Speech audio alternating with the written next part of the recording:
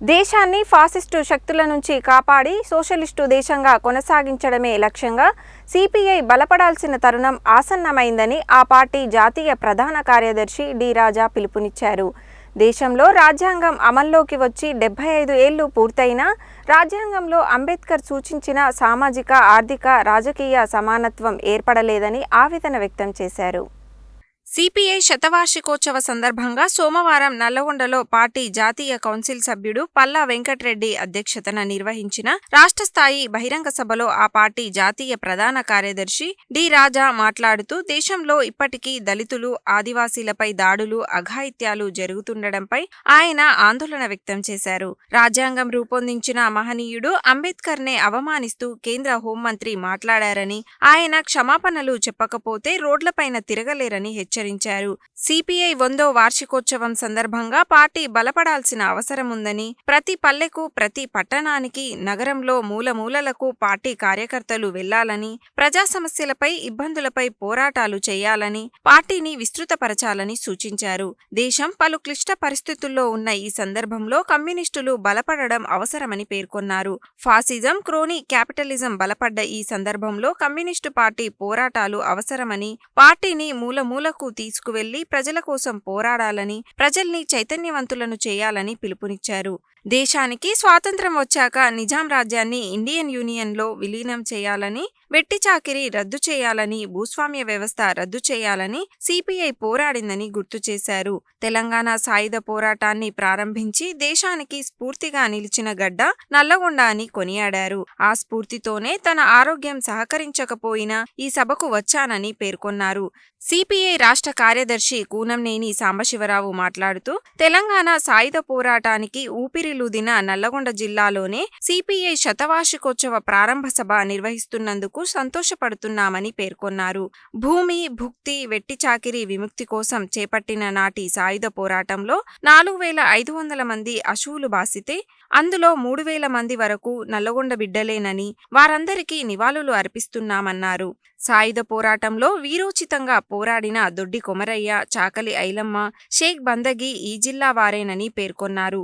CPI, RSS ఒకే సంవత్సరంలో ఆవిర్భవించిన తమ పార్టీ నాడు స్వాతంత్ర్యం కోసం, ఆ తరువాత దేశంలో పీడిత వర్గాల కోసం, చట్టాల అమలు కోసం, ప్రజల కోసం పోరాడిందని, సమానత్వం కోసం ఉద్యమించామని, కానీ ఆర్ఎస్ఎస్ ఇలాంటి పోరాటాలేవీ చేయలేదన్నారు. ఆర్ఎస్ఎస్ దేశంలో మతాల పరంగా విచ్ఛిన్నపరుస్తోందని, పెట్టుబడిదారులకు కొమ్ము కాస్తోందని దుయ్యబట్టారు.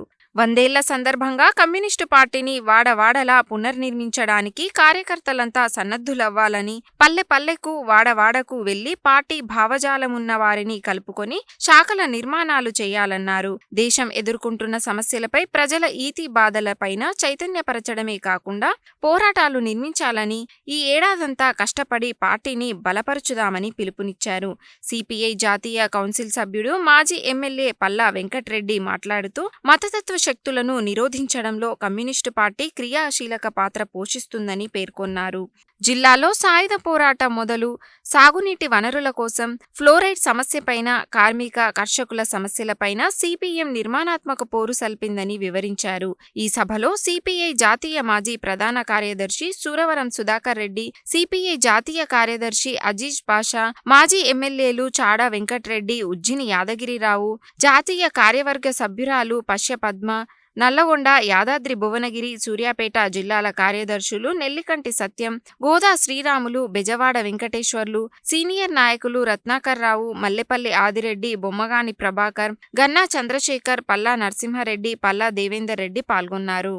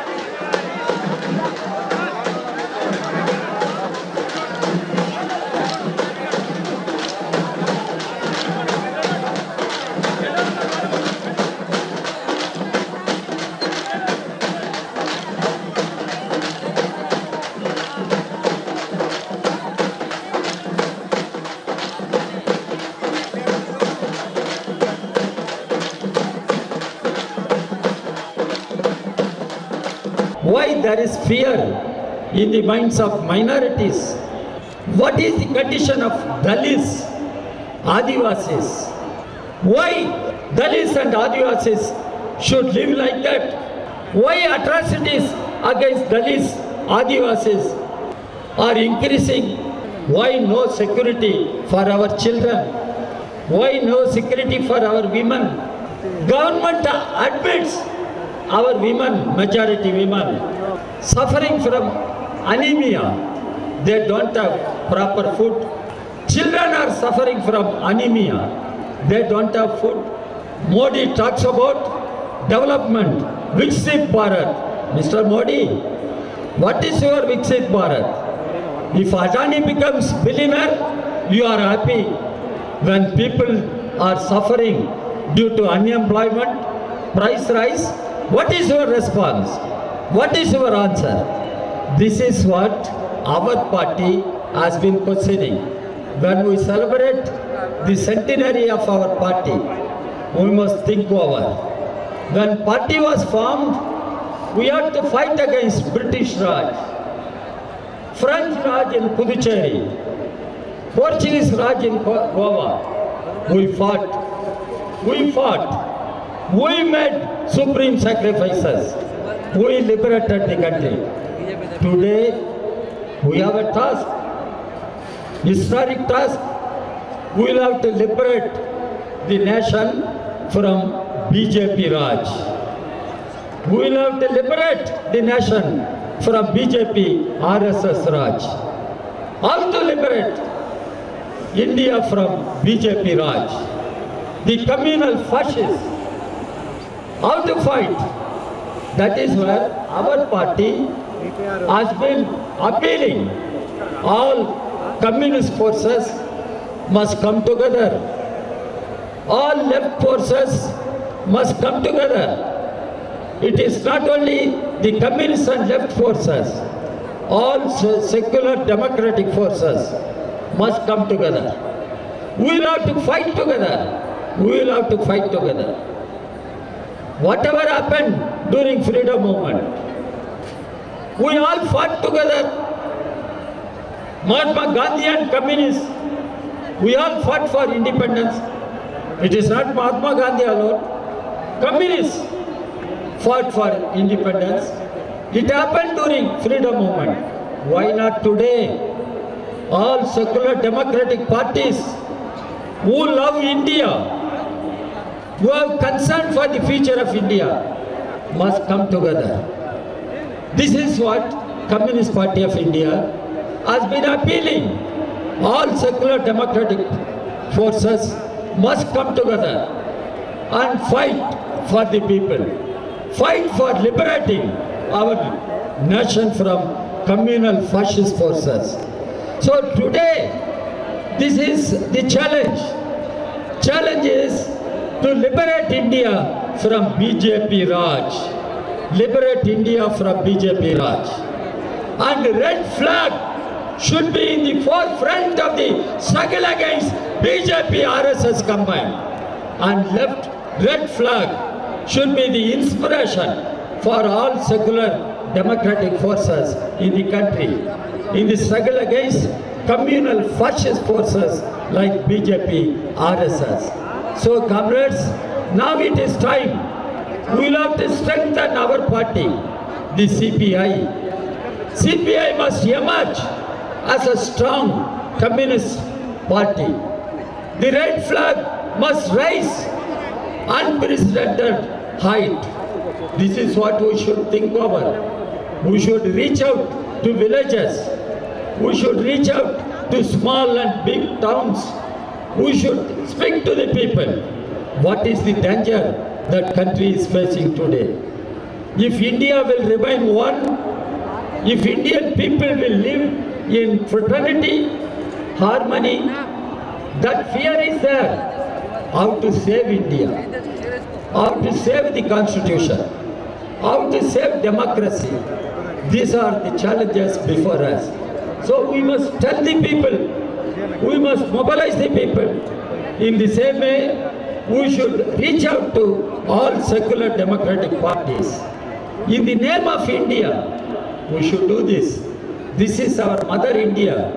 కొద్ది రోజులుగా నా ఆరోగ్యం బాగాలేదు, కానీ నల్లగొండ కాబట్టి రావాలా మంచిది ట్రై చేయండి అని సాంబశివరావు పల్లా వెంకటరెడ్డి గారు చెప్పారు.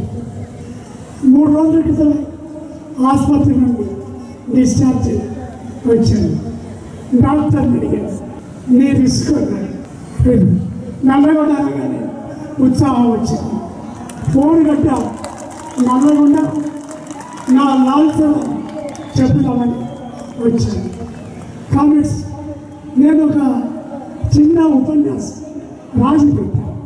దానికి ముందు 2 వాక్యాలు మీ ముందు చెప్తాను.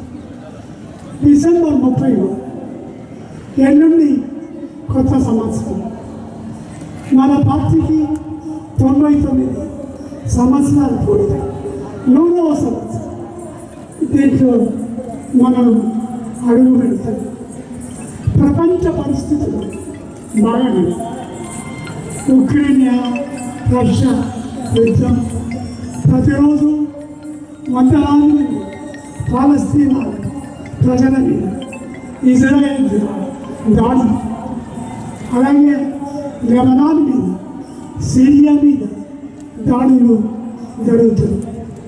మన ఆసియా ఖండంలో మనం ఊహించడానికి వీల్లేనటువంటి పరిస్థితి.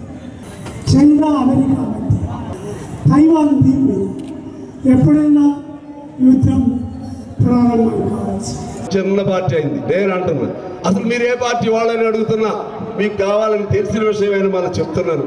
మీకు సమాధానం ఉండాలి. 100 ఏళ్ళైనా పార్టీ మారని వాళ్ళు ఎవరైనా ఉన్నారంటే కమ్యూనిస్టులు మాత్రమే. మీరే పార్టీ? ఇవాళ మనల్ని అడిగేవాళ్ళు ఉన్నారే, వారు ఇవాళ ఏ పార్టీలో ఉన్నారు? నిన్న ఏ పార్టీలో ఉన్నారు? మొన్న ఏ పార్టీలో ఉన్నారు?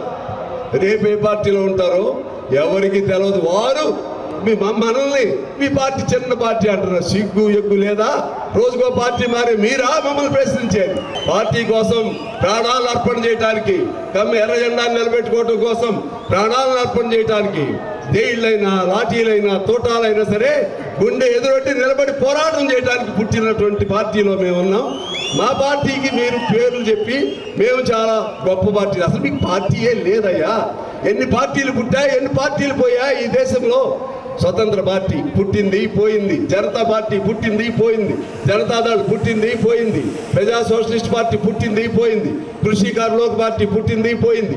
మీకు తెలిసిన, మనందరికీ తెలిసినటువంటి చిరంజీవి పార్టీ ప్రజారాజ్యం పుట్టింది పోయింది. వైఎస్ రాజశేఖర రెడ్డి కొడుకు పార్టీ ఒకదానికి పక్షపాతం వచ్చింది, ఒక ప్రాంతానికి అయిపోయింది. తెలుగుదేశానికి కూడా పక్షపాతం వచ్చింది, అది ఒక ప్రాంతానికి అయిపోయింది. పవన్ కళ్యాణ్ పార్టీకి పక్షపాతం వచ్చింది, అదో ప్రాంతానికి వచ్చింది. కానీ సంపూర్ణ ఆరోగ్యంతో పూర్తి స్థాయిగా తెలంగాణ, ఆంధ్రప్రదేశ్, భారతదేశం, ప్రపంచంలోనే ఏ మారుమూలకెళ్ళినా కనపడే జెండా ఏదన్నా ఉందంటే అది ఎర్ర జెండా, కమ్యూనిస్ట్ పార్టీ. మేమందరం, మీరు అంటారు మీకు కొద్ది సీట్లు ఎక్కువ వచ్చారు. అరే మేము ప్రపంచంలోనే మేమున్నాం, మీరు ఏ మూల ఉన్నారు? పక్కనే మీ సరిహద్దుల్లోనే, నల్గొండ జిల్లా సరిహద్దుల్లో ఆంధ్రప్రదేశ్ ఉంది. అక్కడ పసుపు జెండా ఉంటుంది, ఇక్కడ ఉండదు. అక్కడ ఇంకో జెండా ఉంటుంది, ఇక్కడ జెండా ఉండదు. కానీ మన జెండా నల్గొండలో ఉంటుంది, ఖమ్మంలో ఉంటుంది, కరీంనగర్లో ఉంటుంది, హైదరాబాద్లో ఉంటుంది, కర్ణాటకలో ఉంటుంది, కేరళలో ఉంటుంది, మధ్యప్రదేశ్లో ఉంటుంది, ఢిల్లీలో ఉంటుంది, చైనాలో ఉంటుంది, అమెరికాలో ఉంటుంది. మన జెండా లేని దేశం కానీ, ప్రాంతం కానీ మరొక చోట ఉందా అని నేను అడుగుతున్నాను. మీరు మాకు పేర్లు పెడతారు, మాకు పదవులు పెద్ద లెక్క కాదు. పదవులు కావాలనుకుంటే మంత్రులు అవ్వగలిగే శక్తివంతులు ఉన్నారు, ముఖ్యమంత్రులు అవ్వగలిగే శక్తివంతులు ఉన్నారు, ప్రధానమంత్రులు అవ్వగలిగిన శక్తివంతులు ఉన్నారు ఈ పార్టీలో. కానీ అడ్డమైన గడ్డి తినం మేము, అడ్డమైన దారులు తొక్కం మేము. ఈ పార్టీ ఆ పార్టీ ఏది అధికారం ఉంటే అందులో పోయే అలవాటు మాకు లేదు. ఎందువల్లంటే కమ్యూనిస్ట్ పార్టీ అంటే త్యాగాల పార్టీ, సిద్ధాంతం కలిగిన పార్టీ, ఆ సిద్ధాంతాన్ని నమ్మిన పార్టీగా మేమందరం ఉన్నాం. నేను అంటున్నాను, ఇవాళ మీరు తీసుకోండి, పోరాటం అంటే ఏ పార్టీ గుర్తు వస్తుంది ఒకసారి తీసుకోండి.